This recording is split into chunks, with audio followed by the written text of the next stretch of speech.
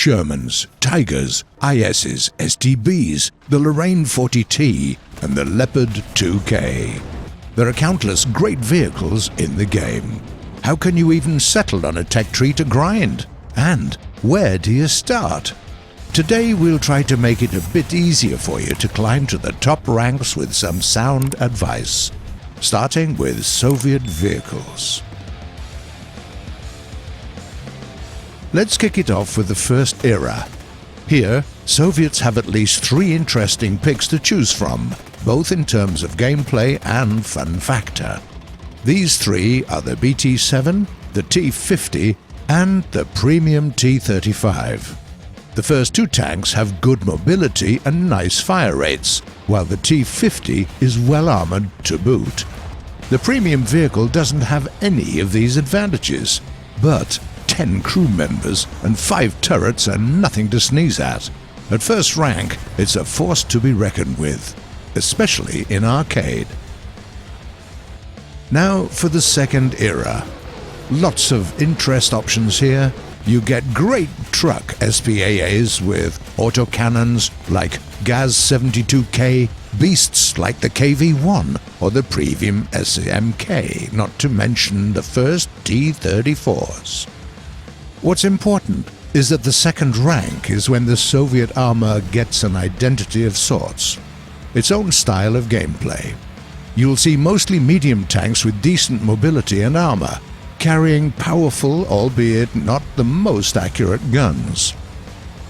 Just keep in mind that heavies stray away from that a little bit. Early KVs haven't got their high-caliber guns yet, but are already packing that signature thick armor. They're rather slow, of course, but have armor for days. There are as many as 3 interesting SP guns at this rank, with vastly different gameplay styles. ZIS-30 is a great pick for RB. A veteran player will make good use of its excellent gun while having an easier time concealing the destroyer and ambushing the enemy. Take the Su-122 if you like wrecking roofs and one-shotting enemies in the arcade. And the Su-76M is fairly challenging to play in any game mode. Use with caution. As you see at this rank, Soviets have a couple of good SPGs. They aren't quite as powerful as their German counterparts. Moving on, rank number 3. On one hand, that's where you get legends like the KV-2 or the IS-1. On the other hand, you have to fight Tigers, Centurions, Shermans, Jumbos. We're in for some bad times, eh? Well, actually, not. A KV-2 can destroy any target with a single shell, and less than ideal gun ballistics don't mean as much in arcade. The IS-1 can tank some tough shots, and don't forget about the T-34-85D5T, the most well-balanced medium tank at BR 5.3. No, third area Soviet tanks are not to be trifled with.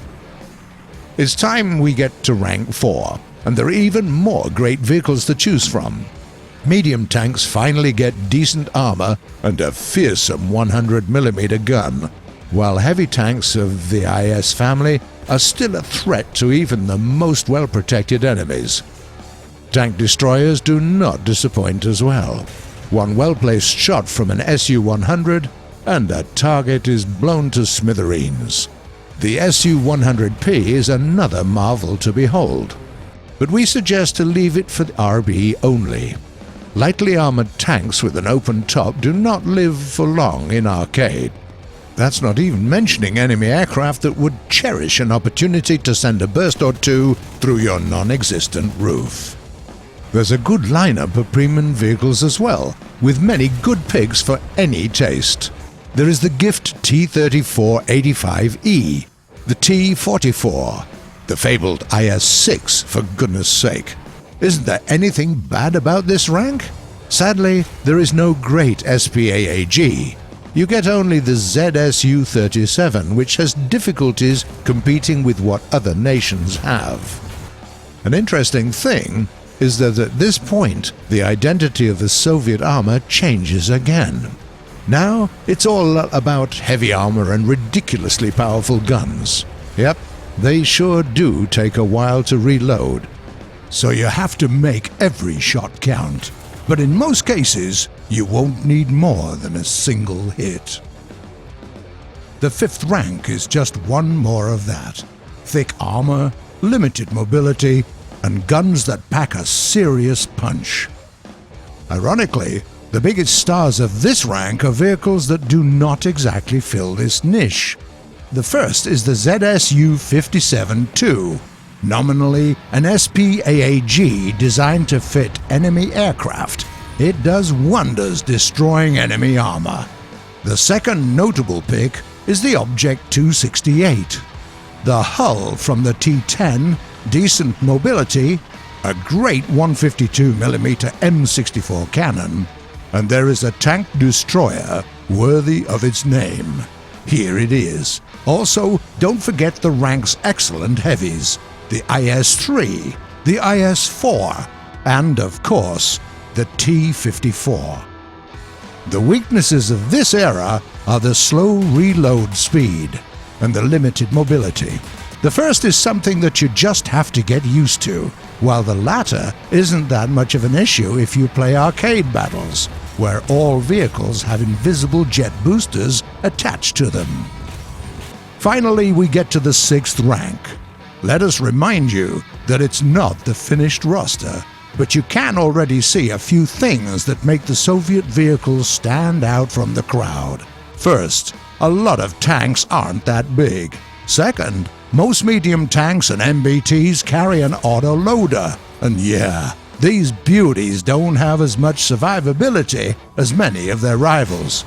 But look at those guns, and they aren't that easy to hit given their relatively small sizes. We also just have to say a few words about a light tank called Object 906. Oh yeah, this little vehicle earned itself quite a reputation in RB, both at its own BR and even higher. You got speed for days, a deadly gun, and swimming capabilities to boot.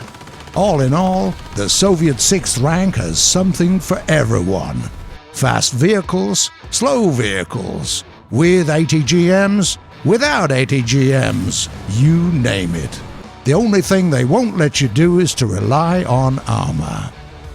That's it for today. Why do you choose to play Soviets? And what is your favorite era? Tell us in the comments below.